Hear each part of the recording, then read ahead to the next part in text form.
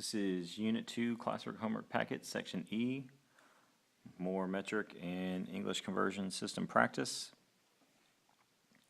Starting off with 4.2 times 10 to the 5th milliliters. Trying to convert to gallons. We can't go directly to it, but we can go from milliliters to liters to use this conversion factor. So we need milliliters in the denominator, liters up top. We give the bigger unit a 1, smaller unit gets the positive power of 10. So for those of you who might still be having trouble with this, looking here, here's the base unit, so this is where your liters or meters or grams would go. Here's milli. Everything over here is small. So all of these are going to be smaller than the base unit. So liters gets the 1. Milli is going to get the positive power of 10. So 10 to the positive third will be 1,000. So going back to our problem, this will be 1,000 milliliters. Now I can use the conversion factor given from up top, where we have liters in the denominator, and from our number, it's 3.7854 liters is 1 gallon. Now when you put this in your calculator, 4.2 times 10 to the 5th.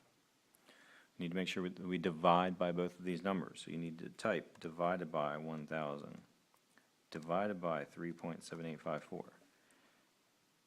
That way both of these numbers end up in the denominator.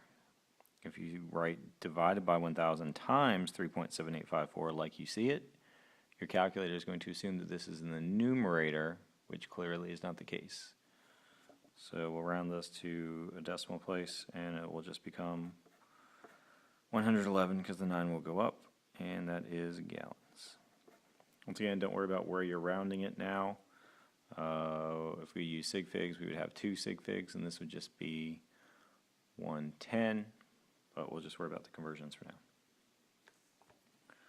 Number 2, 5.6 times 10 to the second. If you wanted to rewrite this as 560 pounds, that's fine, doesn't matter. We're going to convert to grams, which you have the direct conversion factor for.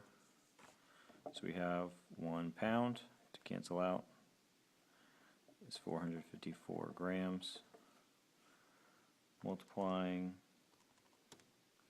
you get 254,240 grams.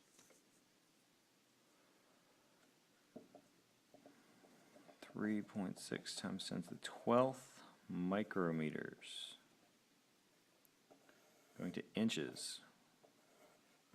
Okay, our conversion factor to go between inches to the metric is through centimeters, so we need to convert the micrometers to centimeters first.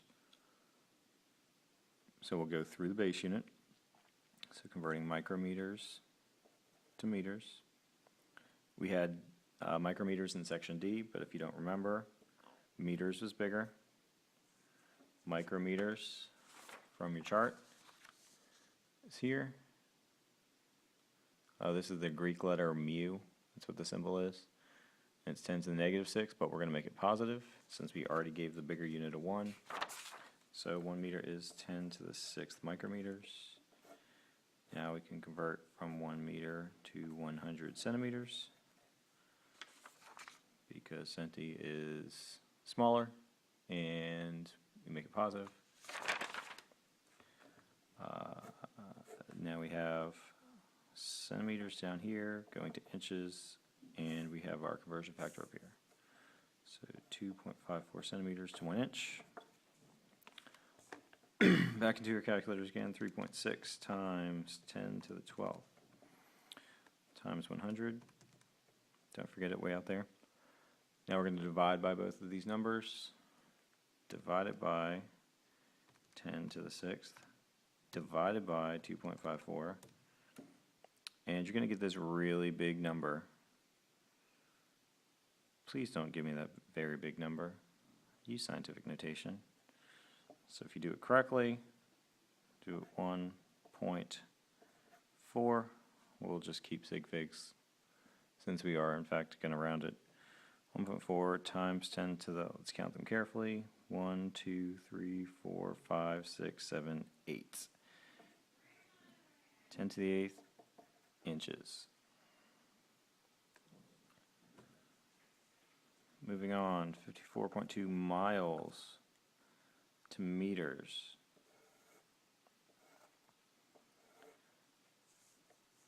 I showed in section D how I like to use the more exact version, but this is what I've given you on your paper, so let's go with that.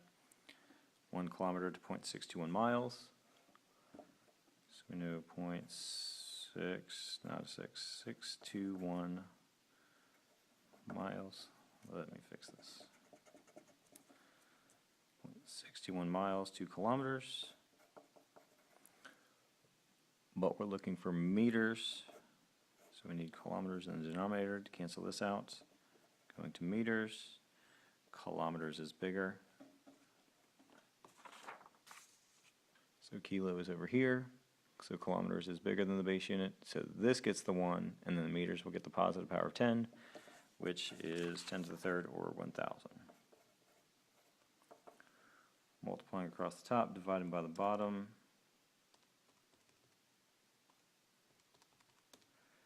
Should give you 87278.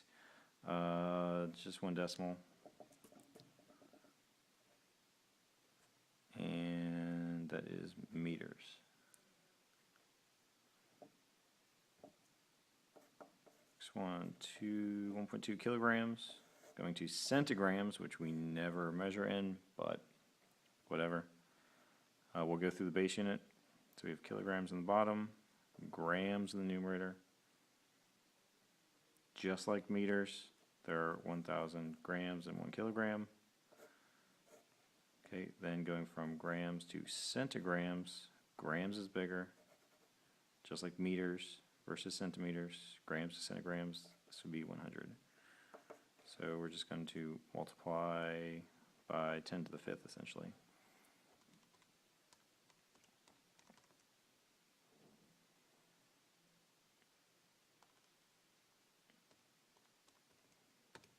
Sorry. 2,0,0,0,0. So just moving this decimal 5 places. And that is centigrams. All right, halfway there. 3.4 times 10 to the 7th gallons, going to kiloliters. From your conversion factors up top, we have 1 gallon is 3.7854 liters. And now for kiloliters, we have liters on the bottom, kiloliters up top. We know that 1 kiloliter is 1,000 liters, just like 1 kilometer was 1,000 meters.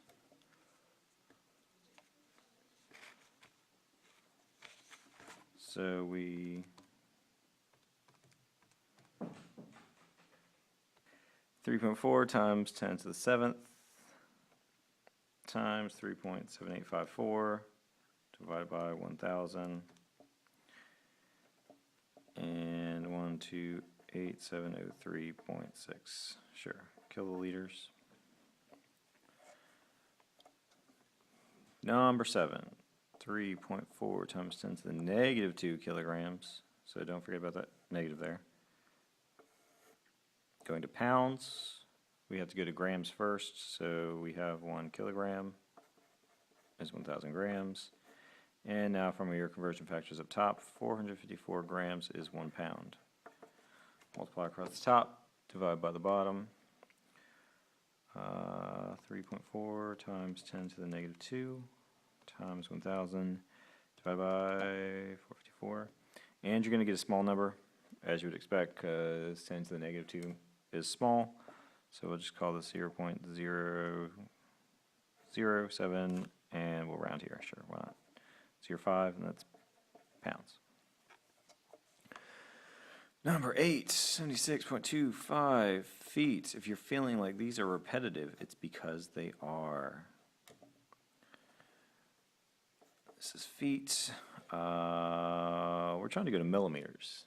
So we should probably go through centimeters. So we need to go to inches. So we know that 1 foot is 12 inches.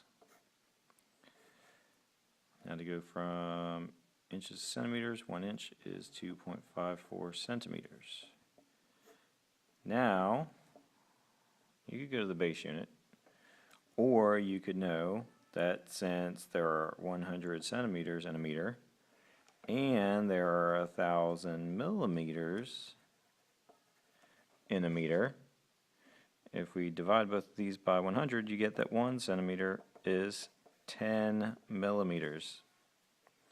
If you want to go through the base unit instead of doing it this way, that's fine, but 1 centimeter is 10 millimeters. You'll get the exact same answer. So we have 76.25 times 12 times 2.54 times 10. And we get 23,241 millimeters. 2 more. Okay, quarts. Something you may or may not be familiar with. Okay, but I give you conversion here that there are 4 quarts in a gallon. So we're starting out with a quart, which just means 1 quarts, QT. We want to go to milliliters. Okay. So we know from up here that we've got liters to gallons. So the conversion factor given down below was 4 quarts in a gallon. So we obviously have to go to gallons first, which means we need to go to liters. So we have 4 quarts, 1 gallon, canceling out the quarts. Now from up above, 1 gallon was 3.7854 liters. And within the metric system, 1 liter, 2 milliliters, there are 1,001. We do our math. 3.7854, just ignoring the 1, since that doesn't change anything, times 1,000, divided by 4. And you should get 9. Mr. Russell, can you come to the main office, please? Mr. Russell, please come to the main office. Okay, you should get 946.35 milliliters. And finally, an energy one, something different than the distance and mass and volume that we've been doing. So we've got 6.5 times 10 to the second kilocalories, kcal. By the way, if you don't remember from class, the calories that you eat are actually kilocalories. So when you eat 1,000 calories, you're actually eating 1,000,000 calories, but I digress. So from here, we want to go to joules using this conversion factor, that 1 calorie equals 4.184 joules. Okay, so we need to get the calories first. So we've got 1 kcal, because it's bigger, is 1,000 calories. And from there, we can do 1 calorie is 4.184 joules. And we multiply across the top. 6.5 times 10 to the second times 1,000 times 4.184. And we get that number. If you want to do scientific notation, that'd be great. Or you can leave it like this. Joules, if you want to do scientific notation, I'd call it 2.7. Since we had 2 sig figs here, times 10 to the 1, 2, 3, 4, 5, 6th joules. All right, let me know if you have any questions.